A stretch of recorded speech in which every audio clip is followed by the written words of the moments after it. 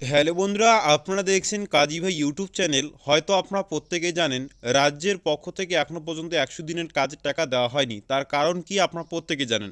সম্প্রতি গতকাল 20 ডিসেম্বর মমতা বন্দ্যোপাধ্যায় প্রধানমন্ত্রীর সঙ্গে দেখা করার পর আবাস যোজনা এবং 100 দিনের কাজের টাকা কবে দেওয়া হবে এই নিয়ে আপনারা ভিডিওটি দেখেছেন। যদি না দেখে থাকেন তাহলে রিসেন্ট ভিডিওগুলি দেখে নেবেন। এই মুহূর্তে মুখ্যমন্ত্রী মমতা বন্দ্যোপাধ্যায় এই বিষয়ে স্পষ্ট জানিয়ে দিয়েছেন যে আশ্বাস কিন্তু দেওয়া হয়েছে কেন্দ্রের পক্ষ থেকে। তবে এই মুহূর্তে ফের আরেকটি নতুন আপডেট, যেখানে স্পষ্ট বলা হয়েছে 100 দিনের কাজে এবার নতুন নিয়ম লাগু করা হয়েছে। যে নিয়ম কিন্তু মানতেই হবে, যেটা 2024 থেকে কিন্তু কার্যকর হতে চলেছে।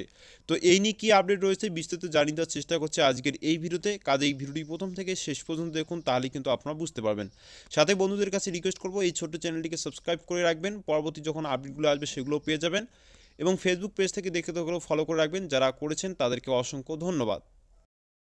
তো এই সংক্রান্ত আপডেটে বলা হয়েছে, দেখুন 100 দিনের কাজ নিয়ে নয়া নিয়ম চালু করতে চলেছে কেন্দ্রের ক্ষমতাসীন নরেন্দ্র মোদীর সরকার।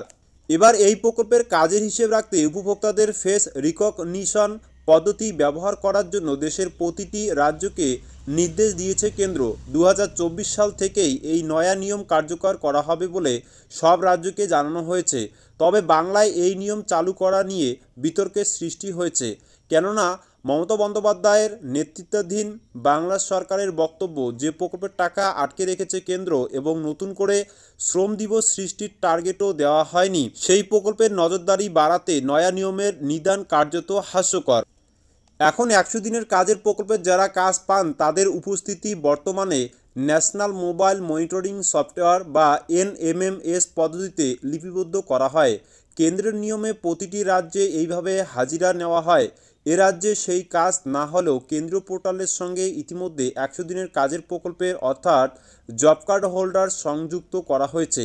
এই এনএমএমএস এর মধ্যেই থাকবে ফেস রিকগনিশন বা মুখে ছবি তুলে উপস্থিতি যাচাই করার পদ্ধতি। তবে রাজ্য প্রশাসনের কর্তাদের মতে পরবর্তীকালে এই নিয়ম বাধ্যতামূলকই করবে কেন্দ্র।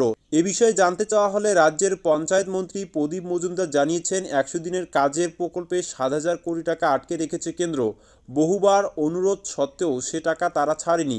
এবার রাজ্যের মানুষের প্রাপ্য টাকা আদায় করতে দিল্লি গিয়েছেন মুখ্যমন্ত্রী। ফলে আগে ওরা টাকা দিক, তারপর বাদ বাকিটা ভেবে দেখা যাবে। এমনিতেও আমরা সমস্ত নিয়ম মেনেই চলি, একথা কেন্দ্রকেও একাধিকবার বলা হয়েছে। তা সত্ত্বেও বকেয়া টাকা মেটায়নি।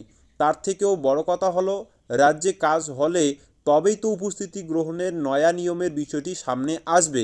তো এই মুহূর্তে আপনারা স্পষ্ট দেখতে পারলেন 100 দিনের কাজের নতুন নিয়ম লাগু করতে চলেছে 2024 সাল থেকেই, যেটা হচ্ছে ন্যাশনাল মোবাইল মনিটরিং সফটওয়্যার বা এনএমএমএস পদ্ধতির মধ্যে দিয়ে এবারে কিন্তু ফেস রিকগনিশন এটা কিন্তু চালু করতে চলেছে। তো এই বিষয়ে কিন্তু ইতিমধ্যে রাজ্যের পঞ্চায়েত মন্ত্রী প্রদীপ মজুমদার জানিয়েছে, আপাতত রাজ্যে 100 দিনের কাজ চালু নেই। তো এটা চালু হোক, তারপর সেই বিষয়টি কিন্তু দেখা যাবে। তো যদিও এইটা হলে কোনো গ্রাহকদের বা কোনো হোল্ডারদের কিন্তু কার্ড হোল্ডারদের কোনো রকমের অসুবিধা হবে না। টাকা যদি দেয় কেন্দ্র সরকার তবে কাজ চালু হতে পারে, বা এই প্রকল্প যদি নতুন করে কাজ দেওয়া হয় তবেই কিন্তু এই পদ্ধতি চালু করতে পারে। তো এটাই মোটামুটি আপনাদেরকে আপডেট দেওয়ার ছিল। আশা করছি ভিডিওটি আপনারা বুঝতে পেরেছেন।